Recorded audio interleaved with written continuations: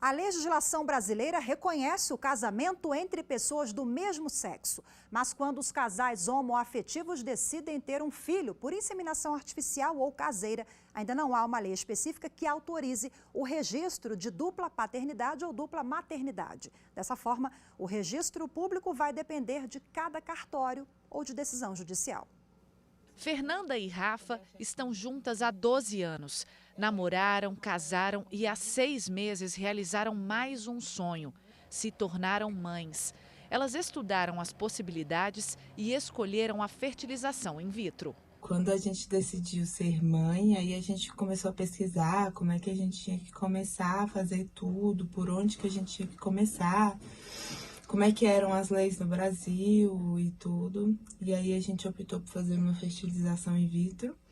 E pela lei, a gente precisa ter um doador anônimo. E aí a gente importou o material do doador de fora e aí trouxe para o Brasil para poder fazer. O Rafael veio com muito amor e recebeu o nome das 2 mães na certidão de nascimento. Elas contam que não tiveram dificuldade para fazer o registro. Na hora que a gente foi registrar foi tranquilo, a atendente lá do cartório foi muito gente boa. Não tive perrengue nenhum. Mas ela não sabia fazer, né? Ela só não sabia como fazer, teve que consultar em outro cartório. Mas foi tranquilo, ela não colocou obstáculo nenhum. No Brasil, não há ordenamento jurídico no que se refere ao registro com o nome de 2 mães ou 2 pais de uma criança gerada por inseminação artificial ou caseira.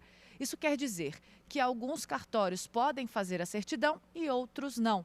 Por isso, algumas famílias enfrentam dificuldades e acabam recorrendo à justiça. Desde 2011, o STF reconheceu a união homoafetiva. Em 2013, o CNJ reconheceu a habilitação, celebração de casamento civil ou de união estável de pessoas do mesmo sexo, o que também permite a inclusão dos nomes das mães ou dos pais na certidão de nascimento do filho. Bom, e para falar sobre o assunto, eu converso agora com a advogada Cíntia Cecílio, que é especialista em direito homoafetivo e de gênero. Boa tarde, seja muito bem-vinda. Boa tarde, obrigada.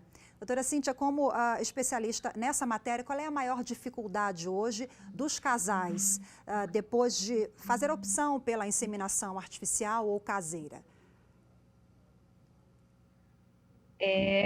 Os casais que procuram as clínicas de reprodução assistida e fazem esse procedimento dentro de todo o procedimento legal, eles têm hoje reconhecido pelo provimento 63 do CNJ a possibilidade de ter o registro, filhos registrados, né, no nome dos 2 pais ou das 2 mães. O cartório não pode se negar de fazer. Alguns cartórios desconhecem esse provimento do CNJ e ainda criam algum tipo de resistência.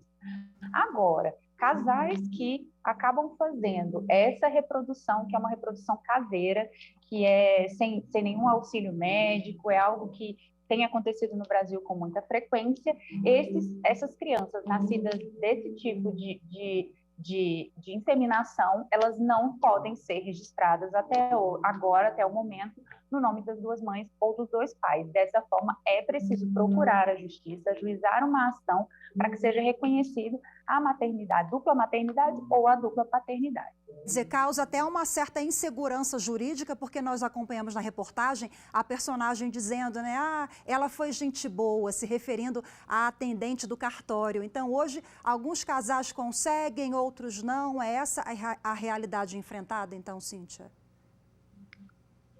É para ser possível. Se foi feito na clínica, né? Se foi uma inseminação artificial feita numa clínica, tem que ser registrado. Isso aí, porque mesmo não tendo uma lei, tem um provimento do CNJ que diz que é obrigação do cartório registrar aquela criança no nome de 2 pais ou de 2 mães. Ainda assim, alguns cartórios não têm esse tipo de informação, mas a partir do momento que são informados, os cartórios têm a obrigação de fazer. Agora, no caso de inseminação caseira, aí não tem jeito. A gente precisa ainda acionar a justiça porque não temos nenhuma legislação de fato que determine essas questões que envolvem a população LGBTI+. Agora, alguns direitos, eles permanecem os mesmos, independentemente da relação homoafetiva ou não. Eu me refiro à licença maternidade, por exemplo?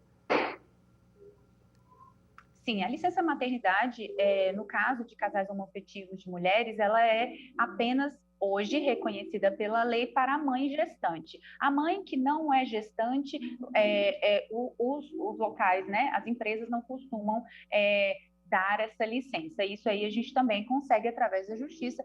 Eu já fiz alguns casos e a gente tem conseguido em algumas situações que essas duas mães, mesmo a mãe não gestante, a mãe que não amamenta, a gente tem conseguido aí, usando inclusive como base a questão da adoção, porque quando uma mãe que não gesta adota uma criança, ela tem o direito à licença maternidade. Por que que uma mãe de um casal homoafetivo que não gestou não tem direito a essa licença? Mas isso a gente também, para a mãe não gestante, a gente só consegue através de ajuizamento de ação também.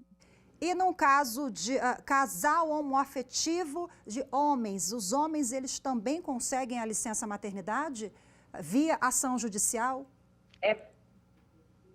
Exatamente. No caso de adoção, já é específico, né? Se um casal homoafetivo de homens adotar, eles têm, isso aí já se estende esse direito aí, porque o que a gente precisa mudar na nossa lei, é uma lei muito antiga. O judiciário tem avançado a passos largos nos últimos 10 anos com relação às questões que envolvem a população LGBTI+. Mas o legislativo não. A gente continua com leis retrógradas e leis que não alcançam essa população. Então, quando você fala em licença maternidade, na verdade, você acaba aí dificultando, porque essa licença ela é da criança, né? É para o cuidado da criança. Então, essa licença, ela, na minha opinião, deveria chamar licença natalidade, né? Porque aquela criança nasceu, ela merece o cuidado. Não importa se vão ser de dois pais, de uma mãe, é o cuidado com ela que defere, que dá direito a essa licença. Então, isso a gente precisaria mudar. Mas é possível, sim, através também de ajuizamento de ação, conseguir licença maternidade de até 180 dias para esse pai, né, desse casal homoafetivo que adotou, de homens que adotou ou que gerou uma criança através de inseminação artificial, sim. Às vezes consegue só para um, às vezes consegue para os dois pais também. Quer dizer, infelizmente, o jurisdicionado precisa acionar o Poder Judiciário para se valer de direitos que deveriam ser inerentes aí, né? A todos os brasileiros. Exatamente. Eu agradeço muito a sua participação. Infelizmente, o nosso tempo é curto. Fica a reflexão, as orientações. Boa tarde para você, Cíntia. Obrigada. Disponha.